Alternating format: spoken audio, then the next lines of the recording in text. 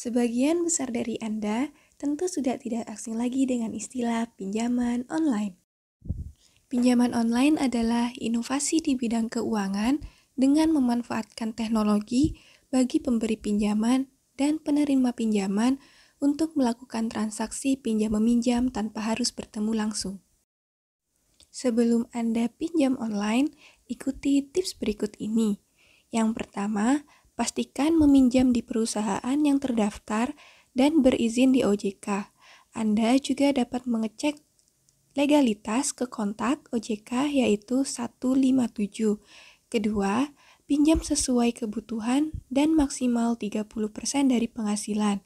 Ketiga, lunasi cicilan tepat waktu untuk menghindari denda yang membengkak. Keempat, jangan gunakan metode gali lubang tutup lubang.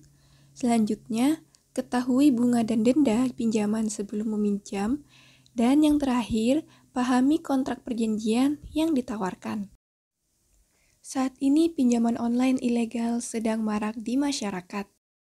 Ciri-ciri pinjaman online ilegal yang pertama, tidak terdaftar atau berizin dari OJK. Kedua, penawaran menggunakan SMS atau WhatsApp.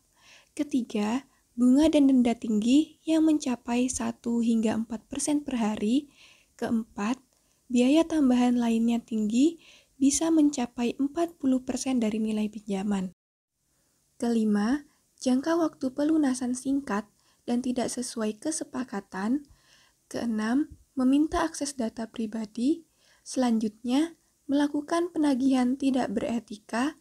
Dan yang terakhir, tidak memiliki layanan pengaduan dan identitas kantor yang jelas.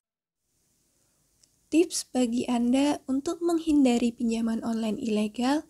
Yang pertama, tidak mengklik tautan atau menghubungi kontak yang ada pada SMS atau WhatsApp penawaran pinjaman online ilegal.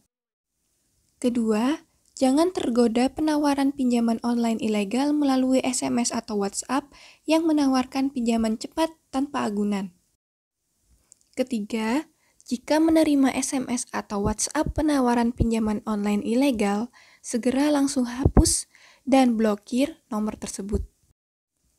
Keempat, pastikan cek legalitas perusahaan pemberi pinjaman sebelum mengajukan pinjaman. Dan yang kelima, pinjamlah sesuai dengan kebutuhan dan kemampuan untuk melunasi pinjaman. Jika Anda bermasalah dengan pinjaman online, segera laporkan ke kepolisian untuk proses hukum dan hubungi Satgas Waspada Investasi untuk pemblokiran. Untuk informasi selengkapnya, silakan kunjungi website OJK di www.ojk.go.id.